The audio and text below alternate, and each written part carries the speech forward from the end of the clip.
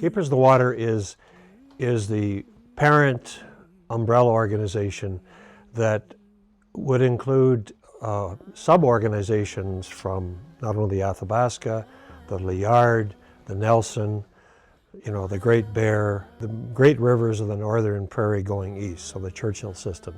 And so the Keepers of the Athabasca then, that is a subset or it's a subsidiary of the larger Keepers of the Water. And Alberta and Canada as a whole, with the Harper Conservatives coming in, they've basically nuked all of our decent legislation. We didn't have a lot, but we had some, and it's all been eliminated. The omnibus bill of the Harper government, our lakes and rivers suffered a reduction in protection, whereas we had 2.5 million lakes, we now have 97 lakes that have protection, and 8,500 rivers, and now we have 62 rivers that are protected. It just made me cry to see that happen. And together with that, of course, is people that live on the land, particularly Indigenous people, and the few non-Indigenous people who live close to the land. Their land has suffered because of it. And the Harper government in particular believed that they shouldn't be involved in environmental protection. So the long and the short of it is, I think the Alberta government and the provincial government have, for the last 4 to 8 years, have been primarily in the job of getting rid of environmental groups, environmentalists, any kind of real environmental protection. This is a pretty strong statement, but I believe it. I've been involved in this game for 40 or 50 years. Our governments have not only failed us, they failed us intentionally. Basically, it's about greed. They have intentionally nuked any decent legislation we had. They've nuked any semblance of decent Aboriginal legislation we had. In order to get this devastating climate change that we're inflicting on the earth, we've had to eliminate a lot of forests. The boreal forest is going down. We know that the songbird population and the breeding season and so on has been devastated by the loss of the forest, whether it's tar sands or deforestation.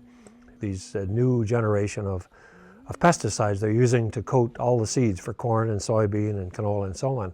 Some of the provinces and states have started to ban them, but Alberta, of course, hasn't yet. It's not surprising that we've increased the Earth's temperatures.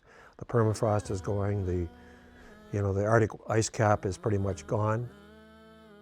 So there's the quality of water and land that's being impacted by all kinds of industrial pollutants, and there's the quantity.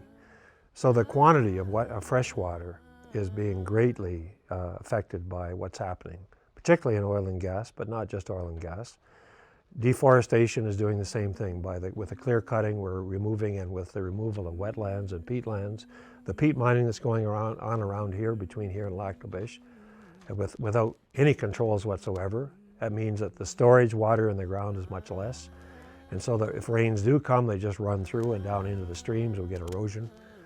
So I think our role now for all citizens of, whether it be native or non-native, because your people, for good reasons, don't trust us, for good reason, and a lot of us don't know how to relate to your peoples. We got to work together to solve these problems, and that's why the Keepers of the Athabasca, Keepers of the Water, I think organizations like ours have to continue to work together.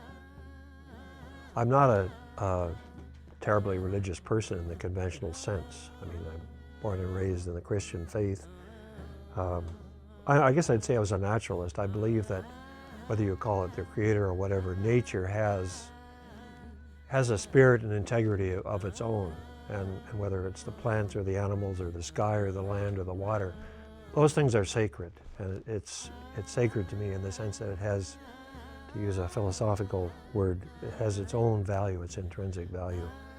And it has a right to live, it has a right to be healthy.